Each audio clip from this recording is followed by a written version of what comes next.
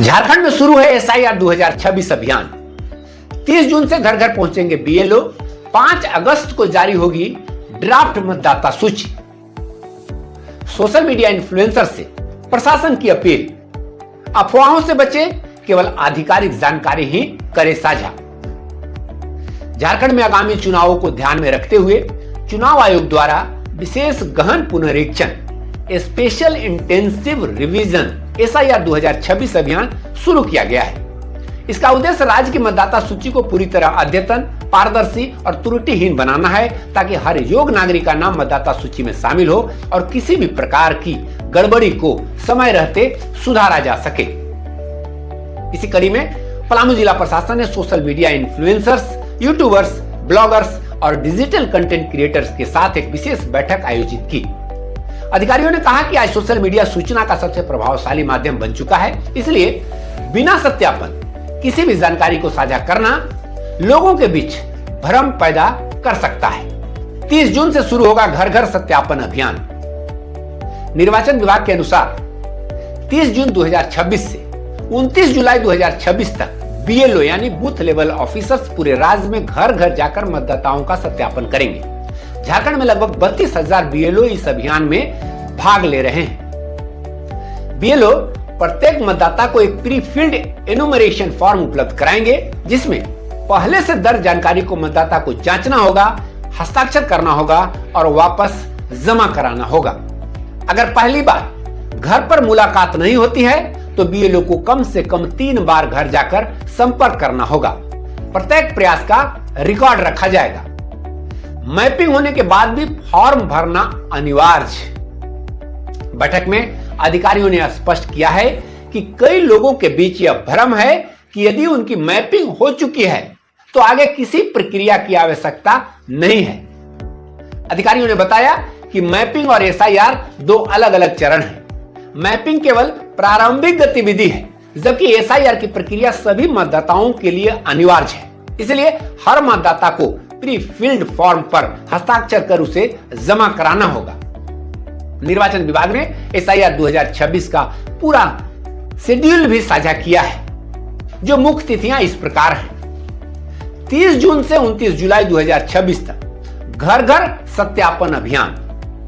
5 अगस्त 2026 draft मतदाता सूची का प्रकाशन।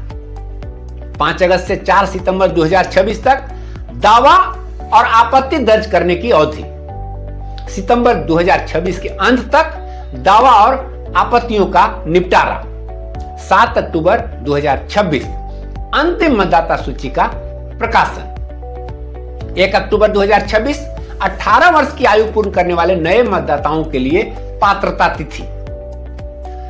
5 अगस्त से शुरू होगी दावा और आपत्ति की प्रक्रिया। यदि किसी व्यक्ति का नाम ड्राफ्ट सूची में शामिल नहीं होता है तो वह 5 अगस्त से 4 सितंबर के बीच दावा प्रस्तुत कर सकता है। इसी तरह यदि किसी गलत व्यक्ति का नाम मतदाता सूची में शामिल हो जाता है तो उसके खिलाफ आपत्ति भी दर्ज कराई जा सकती है। अधिकारियों ने कहा कि यह पूरी प्रक्रिया पारदर्शी होगी और सभी दावों का निष्पक्ष तरीके से निपटारा किया जाएगा। फॉर्म जमा करते समय दस्तावेज देने की जरूरत नहीं। बैठक के दौरान यह भी स्पष्ट किया गया कि यह जो प्रारंभिक फॉर्म जमा करते समय किसी भी दस्तावेज की आवश्यकता नहीं होगी। दस्तावेज केवल दावा और आपत्ति की प्रक्रिया के दौरान मांगे जाएंगे। निर्वाचन विभाग ने लोगों से अपील की कि वे सोशल मीडिया पर फैल रही गलत जानकारियों पर भरोसा न करें। अधिकारियों ने स्पष्ट कहा कि आधार कार्ड अनिवार्य नहीं है। आयोग द्वारा स्वीकृत अन्य दस्तावेज भी मान्य होंगे और किसी भी नागरिक को अनावश्यक रूप से परेशान नहीं किया जाएगा। नए मतदाताओं के लिए भी अवसर है।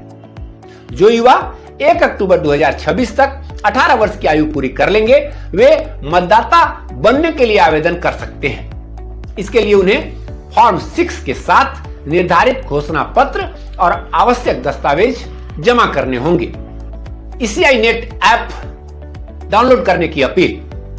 जिला प्रशासन ने सभी नागरिकों और सोशल मीडिया क्रिएटर से ईसीआई नेट ऐप डाउनलोड करने की अपील की है। इस ऐप के माध्यम से कोई भी व्यक्ति अपनी मतदाता जानकारी देख सकते हैं, बीएलओ से संपर्क कर सकते हैं, शिकायत दर्ज कर सकते हैं, आवेदन की स्थिति जान सकते हैं और मतदाता सूची देख सकते हैं। अगर किसी प्रकार का भ्रम हो तो लोग टोल फ्री नंबर 1950 बीएलओ या जिला निर्वाचन कार्यालय से संपर्क कर सकते हैं। 27 जून को होगी राज्य स्तरीय डिजिटल क्रिएटर्स मीट। उप निर्वाचन पदाधिकारी ने बताया कि 27 जून को दोपहर 3 बजे से शाम 5 बजे तक राज्य स्तरीय डिजिटल क्रिएटर्स मीट आयोजित की जाएगी। इस कार्यक्रम में डिजिटल क्रिएटर्स एसआईआर से जुड़े अपने सवाल पूछ सकेंगे और विशेषज्ञों से सीधे जानकारी प्राप्त कर सकेंगे। सही जानकारी ही मजबूत लोकतंत्र की पहचान है। जिला प्रशासन ने स्पष्ट संदेश दिया कि सोशल मीडिया का उपयोग जिम्मेदारी के साथ किया जाना चाहिए। बिना सत्यापन किसी भी जानकारी को साझा करना भ्रम और अनावश्यक विवाद पैदा कर सकता है। अधिकारियों ने कहा कि हर नागरिक का मतदान अधिकार सुरक्षित रखना चुनाव आयोग की प्राथमिक जिम्मेदारी है, इसलिए लोगों को अफवाहों से बचते हुए केवल आधिकारिक जानकारी पर भरोसा करना चाहिए। एक जागरूक नागरिक और जिम्मेदार डिजिटल समाज ही मजबूत लोकतंत्र की सबसे बड़ी ताकत है। नमस्कार।